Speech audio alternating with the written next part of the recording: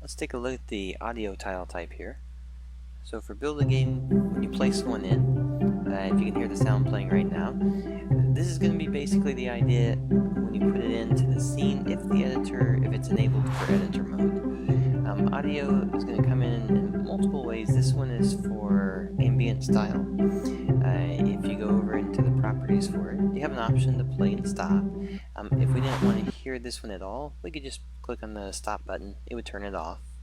If you're wanting to hear it, you can click the play button. Settings in here, when you start working with the settings, the audio will come back on so that you can hear it while you're working with it. One thing to notice, there's a play and editor. You can have it turned off if you click on the stop button. The play and start is in game mode. It'll just continue to play. You can have a constant loop, or you can repeat it a number of times.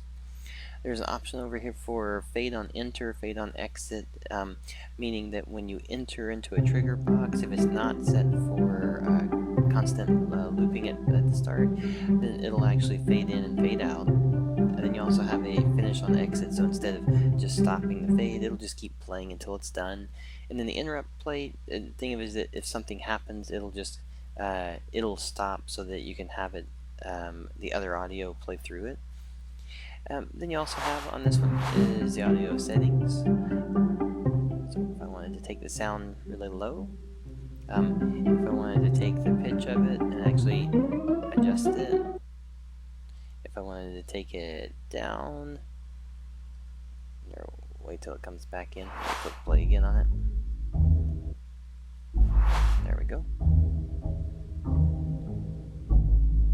Fall off is going to be whether you hear it or not. If I take it down to 0, you'll hear it everywhere. If I start taking it off, it's going to be a distance away. And then the fade speed that happens. Alright. So, those are going to be the basic setups for the audio. And then the last part of this one is going to be the triggering, whether you want to trigger it or not inside your scene. And we'll take a look at both ways that can actually happen with it. Let's start off though by just pushing play. So notice the pitch, we had it higher, so now it's up a little higher than the actual audio should be. Plays through the one time, and we're done.